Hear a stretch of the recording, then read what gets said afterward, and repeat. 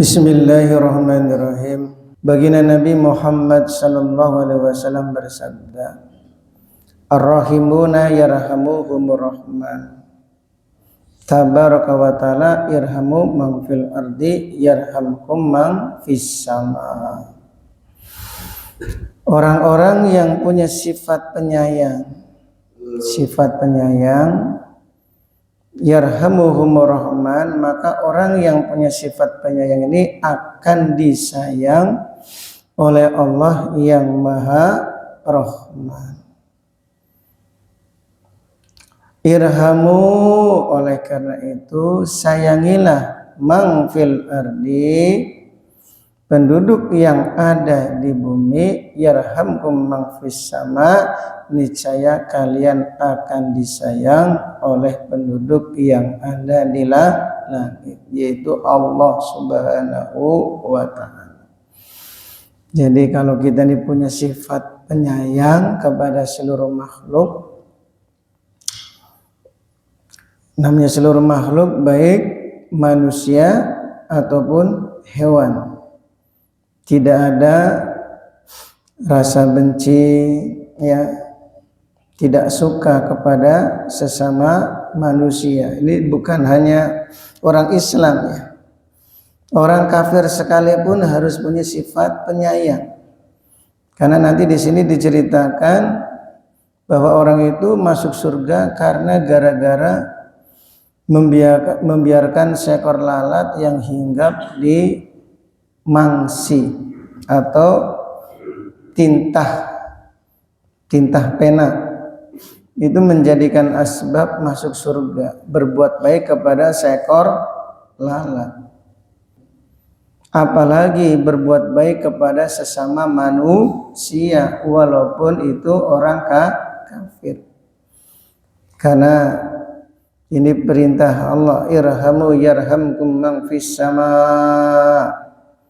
Ya, sayangilah penduduk yang ada di bumi, maka kalian akan disayang oleh penduduk yang ada di langit.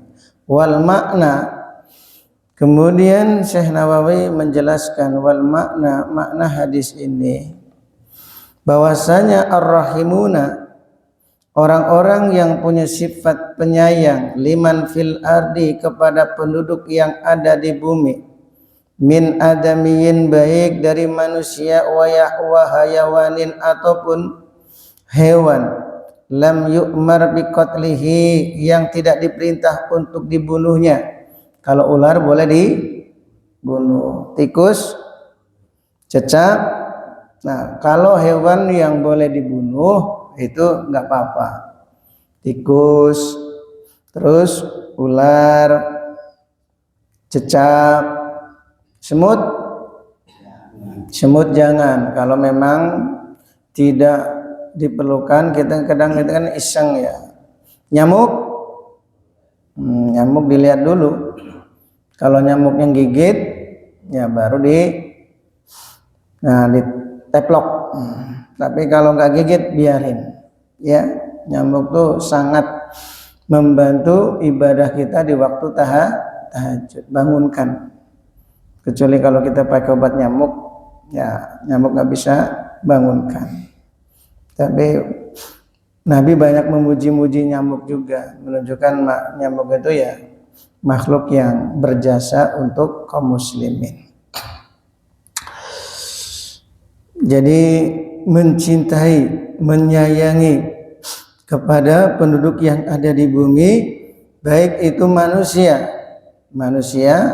dan hewan, lam yu'maru biqatlihi, yang tidak diperintah untuk membunuhnya, bil ihsani ilaihim, dengan berbuat baik kepada mereka, yuhsinur rahmanu ilaihim, maka Allah akan berbuat baik kepada mereka. Jadi kalau kita ini berbuat baik kepada seluruh makhluknya Allah, baik kepada manusia ataupun hewan, kita akan disayang, ya, atau Allah akan berbuat baik juga kepada kita.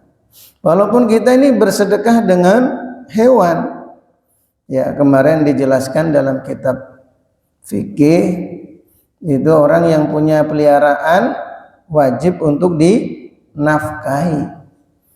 Ya, walaupun itu binatang, kalau peliharaan kita wajib untuk dinafkahi.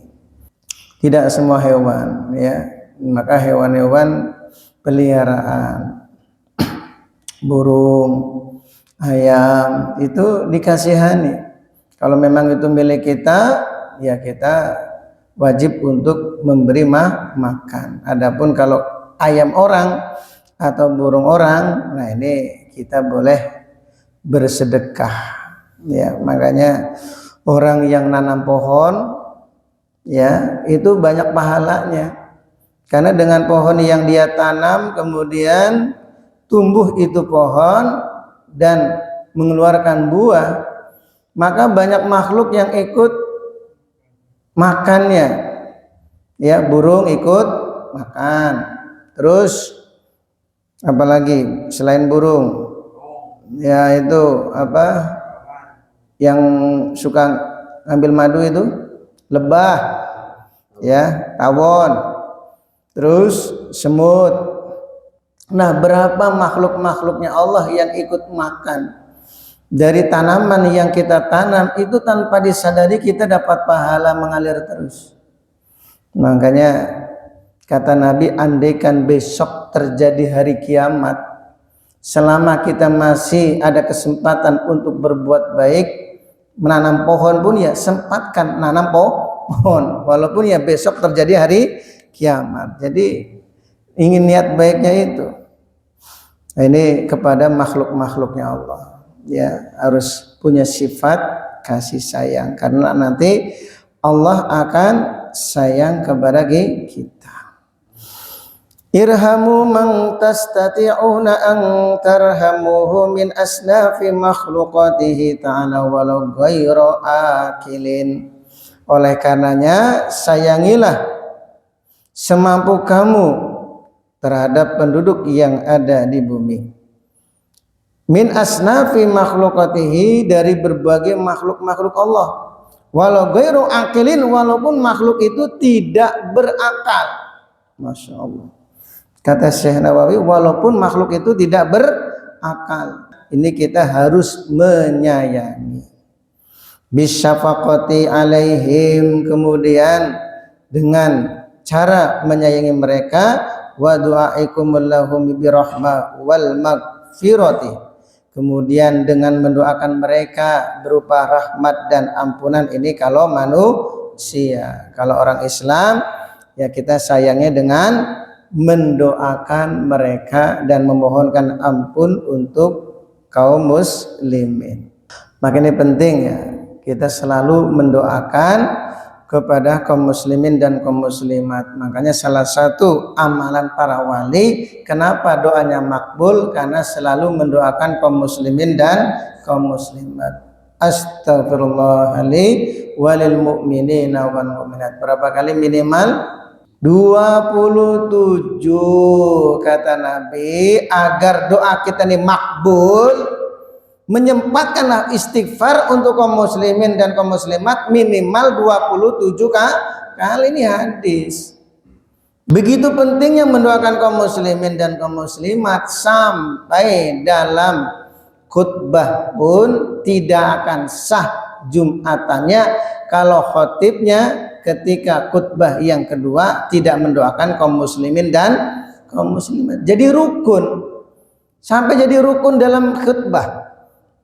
Kok khotib tidak berdoa untuk kaum muslimin dan kaum muslimat, batal Jumatannya. Masya Allah.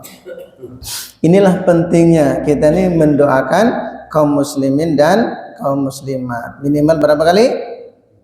27 kali. Ini syarat supaya doa kita diijabah oleh Allah. Kemudian Al-Imam Nawawi melanjutkan, dengan kita mendoakan mereka berupa rahmat dan ampunan, yarhamkul malaikatu, maka kita akan disayang oleh malaikat. Wa man rahmatuhu amatun li ahli sama, dan akan disayang oleh Allah Subhanahu wa taala karena rahmatnya Allah itu lebih luas ke seluruh penduduk langit, yang penduduk langit ini lebih banyak jumlahnya daripada penduduk bumi. Kembali masalah sifat kasih sayang, maka ada Ruwiya Al-Ghazali seseorang telah dimimpikan yaitu tentang Al-Imam Ghazali fin naumi faqilalahu, di dalam tidurnya. Faqilalahu, maka orang yang mimpi tadi berkata kepada Imam Ghazali, ma fa'alallahu bika, bagaimana Allah perbuat kepada engkau Imam Ghazali, apa yang Allah buat, apa yang Allah pelakukan kepada engkau wahai Al-Imam Ghazali. Faqala, maka Imam Ghazali mengatakan, au faqani baina yadayhi, aku dihadapkan di hadapan Allah Subhanahu wa taala, wa qala li, dan Allah Subhanahu wa taala berfirman kepadaku, bima qadimta alayya, wahai Imam Ghazali, dengan amal apa kamu menghadap kepadaku. Fasirtu adkuru a'mali, maka Imam Ghazali mengatakan sebab amal-amalku, yaitu sebab sholatku, ngarang kitabku, tahajudku, baca Al-Quran, zikir, puasa. Faqala lam akbalha, bukan, kata lo, bukan sebab ibadahmu, bukan karena ngarang kitabmu, bukan karena zikirmu, bukan amal-amal semua. Wa innama qabiltu minka dzata yaumin nazalat zubabatun, hanyalah aku menerima amalmu wahai Imam Ghazali, dzata yaumin, pada suatu hari, nazalat, telah mencelok, hinggap, jubabatun, seekor lalat, alama midada qalamika, yaitu hinggap di tinta mangsi, ya tinta mangsi, tinta yang digunakan untuk menulis kitab. Litasroba minhu, yang jubah itu lalat tadi dengan tujuan ingin minum tinta tersebut. Wa anta taktub fataroktal kitaba, kemudian engkau saat itu sedang menulis. Imam Ghazali sedang nulis, kemudian ada seekor lalat yang hinggap di mangsinya. Nah, fataroktal kitaba, kemudian Imam Ghazali itu membiarkan, berhenti untuk menulis. Sebab kalau Imam Ghazali melanjutkan menulis, maka lalat tadi akan pergi, karena lalat tadi dia hinggap ini ingin minum. Fataroktal kitaba, maka Imam Ghazali pun berhenti untuk menulis. Hatta akhadat haddoha rahmatan biha, sehingga lalat mengambil jatahnya. Udah minum kenyang, langsung lalat itu pergi. Rahmatan biha, Imam Ghazali melakukan itu sebab punya sifat rahmat sayang biha, kepada lalat tersebut. Tsumma qala ta'ala, maka Allah SWT berfirman kepada malaikat, imdu bi abdi ilal jannah, bawalah hambaku ini ke dalam surga. Jadi Al-Imam Ghazali ini diterima amalnya ternyata bukan karena ibadahnya, puasanya, baca Qur'annya, ngarang kitabnya. Padahal kitab yang paling tinggi dalam ilmu tasawuf adalah Ihya Ulumuddin. Sebab kitab Ihya Ulumuddin karya Al-Imam Ghazali, banyak orang-orang menjadi wali-wali Allah, termasuk Syekh Abdul Qadir Jailani, pimpinannya para wali. Akan tetapi dalam kitab Nasrul Ibad ini diceritakan bahwa Imam Ghazali itu diterima amalnya dengan perkara yang sepele, yaitu kasih sayang kepada seekor lalat. Ini pelajaran. Kalau kita mengatakan, ya udah Pak Ustadz, kalau begitu kita nggak perlu sholat, nggak perlu istighosah, nggak perlu taklim, cukup berbuat baik kepada burung yang ada di rumah. Benar nggak? Benar nggak? Ya namanya keliru. Kalau kita meninggalkan perintah Allah bisa mendatangkan murkanya Allah. Maksudnya ini, hadis ini disampaikan keterangan seperti ini, Kita ini berbuat baik ke semua makhluk, baik kepada manusia maupun kepada hewan.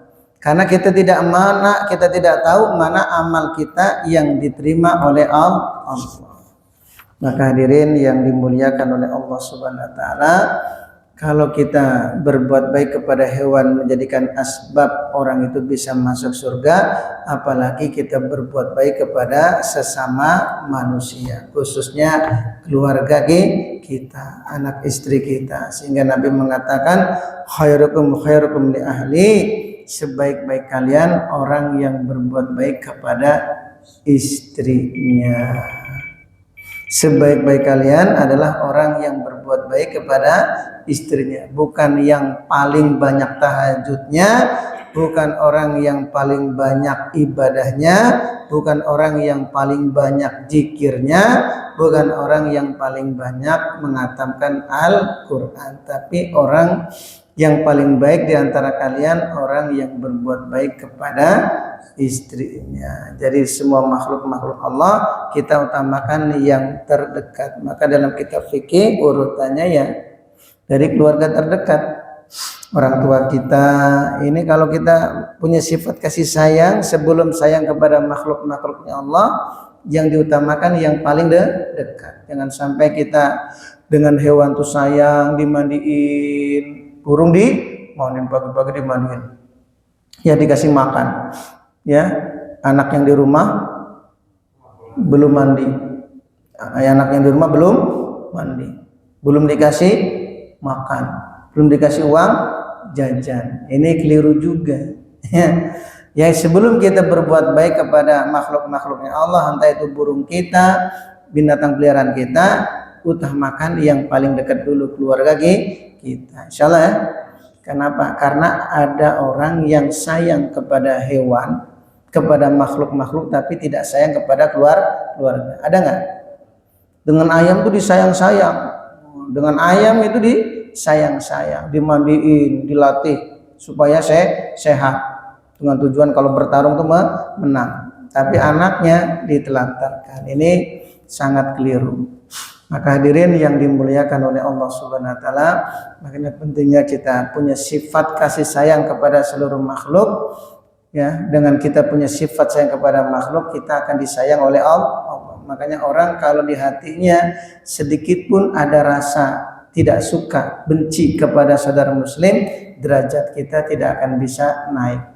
Derajat kita tidak akan bisa naik. Nah, ini perlu latihan. Perlulah latihan, tidak mudah ya.